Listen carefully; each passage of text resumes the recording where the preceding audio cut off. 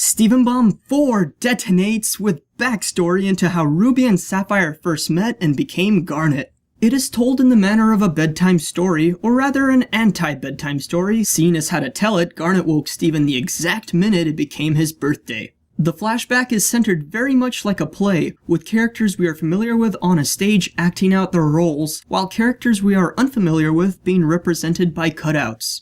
When it's the same gem as one of our central characters, we see the character filled in rather than merely being a shape. Blue Diamond herself is too important to just be a cutout, so her appearance merely remains covered up and kept hidden. This was a fanciful way to tell a tale, and I really like how it paints the flashback as a combination of Garnet recalling events and Steven's imagination bringing these events to life. Steven's limited scope of knowledge on the non-central characters is why they are obscured or presented as cutout shapes and why they are voiced by Garnet. This creative ensemble also allows us to hear Garnet's voice actor give us lines and emotions we would probably never hear from Garnet herself. As we would expect, this episode presents further elaboration regarding Homeworld and how Homeworld society functions. This was probably my favorite part of the episode, getting so much new information by merely watching a story unfold. Steven Universe has kept Homeworld so fascinating to its audience by having it remain hidden and merely providing a steady trickle of details every few episodes. We do not get dumps of exposition. We see a story unfold, and within that story, many details are embedded for us to uncover. We use these details to make inferences and paint a mental image of Homeworld in our heads, and I find this so very fun to do. Discussing all the new facts and inferences this episode brought would clutter up this review too much, so instead I am going to designate an entire video to discuss that topic. You can click the annotation of the card that should be popping up around now to be directed to that video. Rose and her terrifying renegade Pearl are performing some guerrilla warfare hit-and-run type tactics 5,750 years ago. It's unclear whether Rose and Pearl launched a surprise small-scale attack by themselves, with the rest of their comrades waiting back at base camp, or if they are actually the only two gems engaging in rebellion during this specific time. It seems like the latter, and that Rose has yet to recruit more gems to her side, gems that will eventually fall in the war and become shards. I loved how ruthless Pearl and Rose were shown to be. Pearl was even going to slay Sapphire, who wasn't even a combat gem and was not showing resistance. That's some real bloodthirst. It shows that while the Crystal Gems rebellion was rooted in a good cause, rebellion and war themselves as acts aren't these pure and noble things. People get their hands dirty, and the tired but true quote of "sacrifices are to be made" applies perfectly here. The thought of Ruby's inevitable demise for performing cross-gem fusion is what makes Sapphire perform her perhaps first impulsive act and run away with Ruby into Earth's wilderness.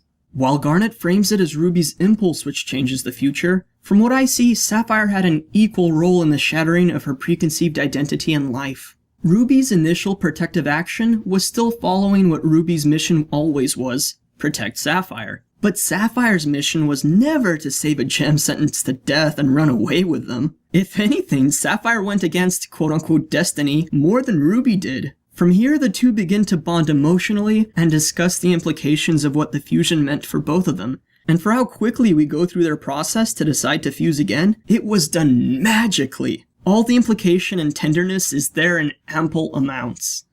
Allusions or parallels to fusion being sex are present in this episode in full display. Nobody asserts fusion is only a metaphor or symbol for sex. It represents a wide array of things beyond that, of course, but in this episode, the comparison to virginity and first times and the accompanying confusion, the parallel is so blatant that it's completely undeniable. And you had it before, of course not. When would I have ever? I'm so sorry. No, don't be. It's hard to watch that scene without smirking or smiling. It's just more evidence that this show should be renamed to Cute Magical Gay Space Rocks or something like that. The episode ends with Garnet stumbling into the Resistance and realizing what they are fighting for. Rose says something to Garnet that Garnet had herself said toward Peridot only a couple episodes ago. Welcome to Earth. Welcome to Earth. Anybody else want to chime in? Welcome to Earth. Okay, enough of that. Let's move on to my criticisms for this episode. I have a few, but they're not too drastic, and for the most part, they are about my personal preferences rather than about something objective-based. My main complaint is simply that this backstory is, on a whole, very generic. It's something that we as fans could have, for the most part, assumed about Ruby and Sapphire already. All the magic is in the little details and interactions, and there was a lot of magic, trust me. But the plot itself is uber simple and bare bones. It is also filled with convenience. While Rose and Pearl got away likely due to the attention being diverted from them onto the fusion between two different gems, Sapphire leading Ruby away from the council without capture and no complications just felt too easy. It makes the council come across as incompetent, especially since it wasn't even Ruby, who is the speedy one, but Sapphire doing all the escaping. Then the convenience occurs again when Garnet, through purely random chance, tumbles across Rose and Pearl. This is a commonly used plot contrivance and one we all saw coming, I think, but still, it would have been nice if it wasn't extreme luck, but a more guided effort that caused the meeting to happen. My other issue is that we don't get anything new in terms of Ruby and Sapphire's personality either. If we are to describe their personality traits as individual characters, this episode wouldn't contribute anything we didn't already know or could infer as of the episode Keystone Motel. The series had a long time to build every other gem into a complex and dynamic character with a multifaceted personality, but Ruby and Sapphire have only had 3 episodes about them, so they still feel flat outside of Garnet, who herself is complex due to the interactions between Ruby and Sapphire. But Ruby and Sapphire as individual gems, they still come off mostly as two-dimensional characters. I get that it's sort of the whole point. Garnet is everything about them. But still, I would have liked to know Ruby and Sapphire more outside of their relationship. Perhaps someday in another episode. Lastly, Garnet was called Love. I get it. It's sweet, it's mushy, it's cute. But can we reference Garnet's own quote about love?